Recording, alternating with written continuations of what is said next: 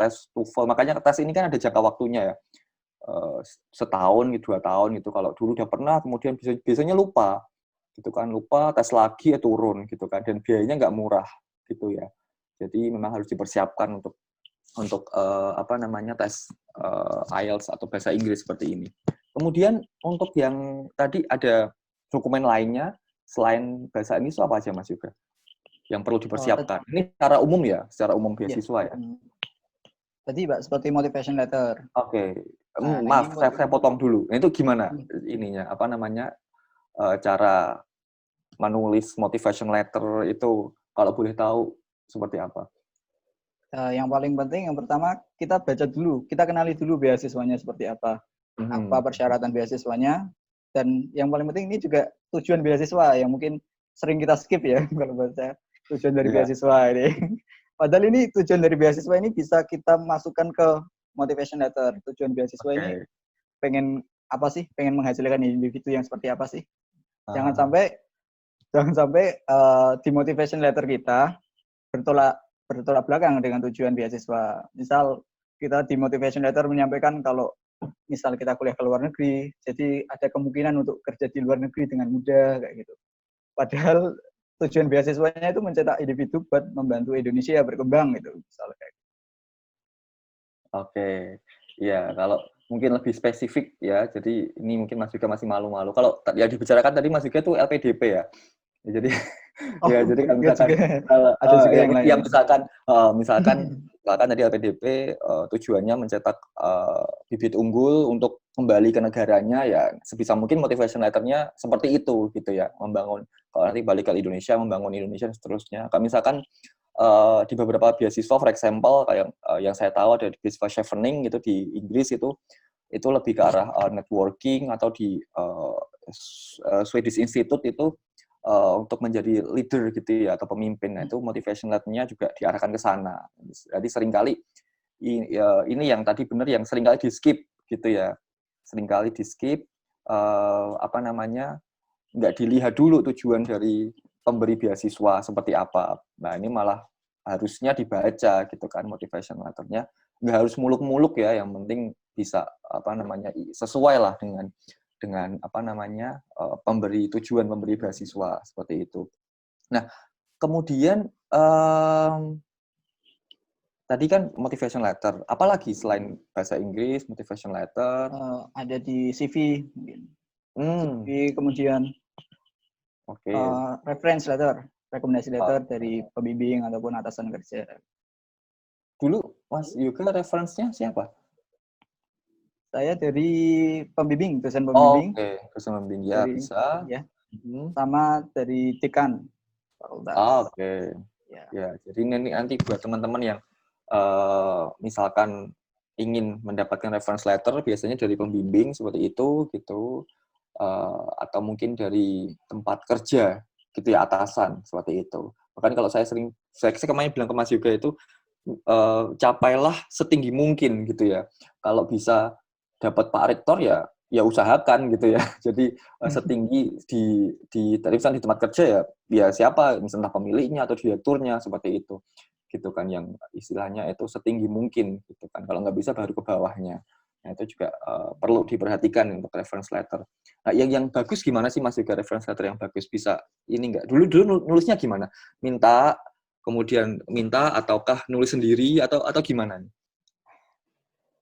Sebenarnya ada opsi ya, ada kita minta ke beliau, kemudian beliau yang memberikan, terus juga misal kita menyampaikan poin-poin kita secara sendiri gitu, kita menyampaikan poin-poin kita secara sendiri. Ada beberapa beasiswa yang punya form, template-nya masing-masing, template dari recommendation letter. Jadi di template itu ada misal ada indikator buat penilaian seperti kepercayaan diri, kemampuan akademik, kemampuan leadership. Gitu. Jadi dari pemberi beasiswanya cuma tinggal isi seperti itu, Pak. Oke. Ya. Oh, selain itu ada lagi nggak kira-kira? Motivation letter, reference, IELTS? CV yang paling juga salah satu yang penting. CV ini dalam artian nggak boleh alay ya? Iya, CV yang formal gitu, tapi yang keren itu. yang formal yang keren gitu ya. Oke, itu beberapa dokumen atau persyaratan gitu ya yang nanti bisa dipersiapkan. Kalau yang paling mungkin waktunya agak lama gitu tadi bahasa Inggris gitu ya. Bisa IELTS atau TOEFL atau mungkin bisa persiapkan waktu yang agak lama. Kemudian juga ada reference ya atau letter of reference itu kepada atasan ya di tempat kerja atau kepada dosen pembimbing seperti itu. Kemudian juga motivation letter. Nah, ini juga dipersiapkan juga dan ada CV ya, CV yang menarik dan nggak alay gitu. Oke. Ada lagi Pak Muji. Oh, iya, Itu silakan. biasanya umumnya paspor sih seringnya. Oke. Paspor, terus Jadi sudah harus punya tipis paspor dulu ya? lebih baik punya. Oh ya, baik ya. Terus itu pas foto dengan background putih. Kadang ini suka kelupaan juga ya. Kadang kalau udah Oke. mepet waktunya baru keinget background putih 3,5 4,5 itu yang bikin kita pusing kayaknya. Oh iya ya, benar-benar. Apalagi kalau mepet-mepet deadline gitu, Iya mepet benar benar submit benar. gitu ya. Tiba-tiba Oh kok iya, nggak. benar-benar. Terus untuk ijazah Pak, ijazah dan transkrip lupa juga. Oke. Ijazah dan transkrip ini seringnya diminta dalam bahasa Inggris. Kalau di Undip mungkin transkripnya udah bahasa Inggris. Cuman yang belum ijazahnya aja. Itu kita bisa minta ke fakultas buat mencetakkan ijazah dalam bahasa Inggris. Ada ini nggak? Kalau di Italia itu ada namanya legalisir ijazah di kedutaan. Kalau saya juga tahunya di Polandia seperti itu. Kalau di Hungaria seperti itu nggak? Bergantung beberapa universitas, Pak. Ada Oke. universitas yang meminta, ada yang enggak.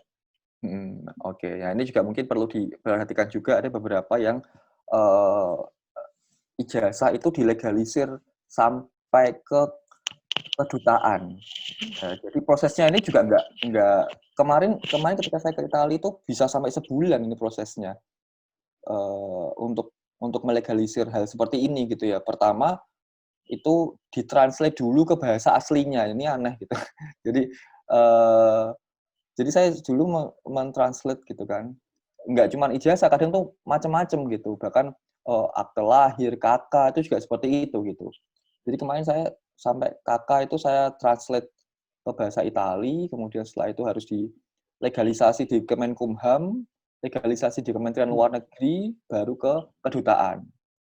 Nah, jadi itu serial, itu nggak bisa paralel ya. Jadi ke Kemenkumham, iya Kemenkumham, and then ke Kemenlu, kemudian setelah itu baru ke kedutaan. Ini juga perlu diperhatikan gitu kan. Jadi nggak, apalagi dengan kondisi sekarang. Nah ini kemarin saya sempat dengar nggak tahu itu gimana nanti. Katanya online gitu ya. Saya juga kurang tahu gitu. Kalau nanti teman-teman sempat ada yang mensyaratkan untuk legalisasi ijazah sampai ke kedutaan ini juga perlu diperhatikan gitu ya karena waktunya juga tidak sebentar itu. Oke. Ya gimana? Tambahan lagi. Oh monggo. Contoh kasus mungkin di Korea juga, Pak. Itu selain dilegalisir juga diminta buat dinotariskan di notaris. Iya, Iya iya, benar. iya benar. Ya. Saya Iya benar. ya. Terima kasih. Iya, ya. Saya sempat Ya. juga harus ke notaris gitu. Jadi mungkin buat teman-teman harus benar-benar dibaca lebih detail ya untuk persyaratan dokumen gitu. Iya benar. Jadi kan kalau legalisir itu kan istilahnya membuktikan bahwa dokumen kita itu benar, gitu ya, tidak Iya. salah. Gitu. Jadi kan misalnya kalau ijazah itu kan banyak sekarang mungkin marak ijazah palsu misalkan. Jadi legalisir itu gunanya untuk memang benar nih ijazah ini nggak palsu. Nah untuk dokumen lain ya seperti tadi saya katakan seperti KK, mungkin akte lahir gitu kan. Nah itu bagaimana menyatakan dokumen kita itu asli. Nah, itu dengan bantuan notaris. Jadi notaris sebagai authority yang menyatakan dokumen ini memang benar-benar sesuai dengan aslinya. Nanti akan ada cap dari notaris. Seperti itu ya. Ya, terima kasih diingatkan ya. Benar. Nah, itu juga kadang detail sepele yang Iya kita benar. kadang ini apa sih kayak gini gitu ya. Seribet itu gitu. Ribet. Iya, ya. Cuman ya somehow harus dilakukan gitu Ya. step-stepnya seperti itu. Oke, terima kasih. Next slide monggo, Mas Arga. Iya. Nah, ini menarik ini. Udah daftar beasiswa berapa aja, Mas? Atau cuma satu? Boleh nggak, Mbak? Boleh nggak nih sharing-sharing ini? Banyak Pak, mungkin Oke. seingat saya mungkin lebih dari 10 mungkin ya. Oh, iya, iya. Dari Good, good, 10 good. beasiswa fully funded yang saya sempat daftar gitu. Ah, Dari yang di Asia sampai ke Eropa pun pernah saya daftar. kemana? Ke Korea? Ke Korea, ke Oh, ke Korea saya Eropa? daftar 2 kali Pak. Oh, Iya, 2 kali, tahun lalu sama tahun ini. Tahun lalu oke. ya Iya. dua-duanya belum rezeki ya. Oh, ya. Kemudian ke ke Cina pernah saya daftar. Ah, Ke Aussie pernah. Ke Australia tahun lalu saya daftar. Cuman karena oh ya ini tambahan kalau di Australia dia masih boleh pakai TOEFL ITP. hmm. Pakai Oh, tapi oh iya. iya boleh. Prediction. Oh, Bukan prediction sih. itu ITP ya? institusional. PPT Ya, ya? sorry. Ah ya benar Institusional. Ya, ya, sorry, sorry. institusional. Oke. Hmm. Tapi dengan syarat ITP-nya yang masuk dalam daftar AAS-nya, beasiswa Australian Award Oh, Scholarship-nya. Dan iya, itu iya. syaratnya 525 kalau tahun kemarin. Oke, 525. Hmm. Mhm. Ya aku sih. Cuman dulu eh gak lolos juga karena Mhm. TOEFL-nya pun di bawah 525 dulu kebetulan. Oke. Terus apa mana lagi ya? Ada di Fulbright, Fulbright Oke. tahun Fulbright, lalu ya. daftar. Amerika ya?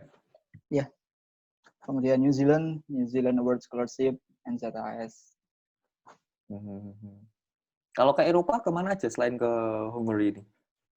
Ke UK pernah, Itu, pernah ke Chevening. Chevening. Iya, Oke. pernah ke Chevening. Loh, Chevening saya pernah ke karena situ loh, Mas. Ditolak juga. Pak Mujasa ditolak ya. Ya enggak. Loh, Saya juga ditolak ya. ya enggak. Terus ke kemana lagi? Ke Azerbaijan. Wow. Iya, pernah saya daftar ke Azerbaijan. Itu karena prosedurnya agak susah juga. Hmm. Tidak di pemberi beasiswa itu menyatakan kerjasama dengan pemerintah Indonesia. Cuman waktu itu ada peralihan dari Dikti ke Mendikbud ke Ah, Kemendikbud. Nah, ya, ya, ya, ya, ya. itu benar-benar bingung harus apply Kemana gitu kemana, ya? Heeh. kumpulin berkas kemana kayak gitu. Oh, Ke Turki pun pernah. yang apa tuh namanya? Bush Cullery. Itu Turki Bulshari. Ya, Ya, Bush. Bulshari. Oke, ke Oh, Turki. Oke. Romania. Romania juga Romania? pernah. Romanian government. Ini saat ini masih menunggu pengumuman juga sih sebenarnya. Wah, ini menarik ini, Romania government. Ini kalau ini keterima gimana? Kalau bingung ya. Iya. Udah Banyak over nih. jadi jangan ini, saya juga tadi mengatakan saya ditolak chevening, maksudnya jadi jangan malu aja gitu buat teman-teman Iya. gitu kan. Sebanyak-banyaknya daftar aja gitu ya. Sebanyak-banyaknya, jangan cuma mengandalkan satu aja. Kadang ya namanya hidup gitu ya. Kadang misalkan oh yang penting saya kuliahnya di Korea misalkan seperti itu. Ya terus di situ aja gitu. Ya alhamdulillah kalau misalkan keterima is okay gitu. Cuman somehow mungkin bisa jadi rezeki kita nggak di situ gitu kan. Ya cobain aja yang lain gitu, pasang jaring gitu kan. Ke Korea oke, ke Jepang, tadi ada ke Cina, ke Eropa misalkan gitu kan. Kalau di Italia ini ada IYT ya, Italy Invest Your Talent. Cuman ini udah tutup ya kalau buat S1, S2. Oh iya, oke, gila. Iya. IYT itu dari government, Pak. Iya, jadi Oh, government. namanya IYT ya. Ini teknik industri 2011 itu juga ada yang dapat gitu. Jadi kalau di Italia ada macam-macam. Kalau dari regional itu ada DSU, CEDISU. Ini TI 2011 ya Mbak Yasmin itu dapat di Politecnico Milan, Politecnico di Milano. Ini udah lulus, sudah balik ke Indonesia. Itu beasiswa CEDISU apa gitu. Jadi kalau tiap isu kayaknya, tiap regional tuh punya beasiswa masing-masing. Kalau di Italia seperti itu. Jadi silakan tebar jaring kemana-mana gitu. Tapi jangan lupa bahwa tadi tipe-tipe beasiswa, pemberi beasiswa kan berbeda-beda. Sehingga dibedakan gitu ya, motivation letter itu seperti apa, ya kan? Jangan disamakan gitu ya. Takutnya kan malas gitu ya, udahlah bikin satu untuk semua gitu ya.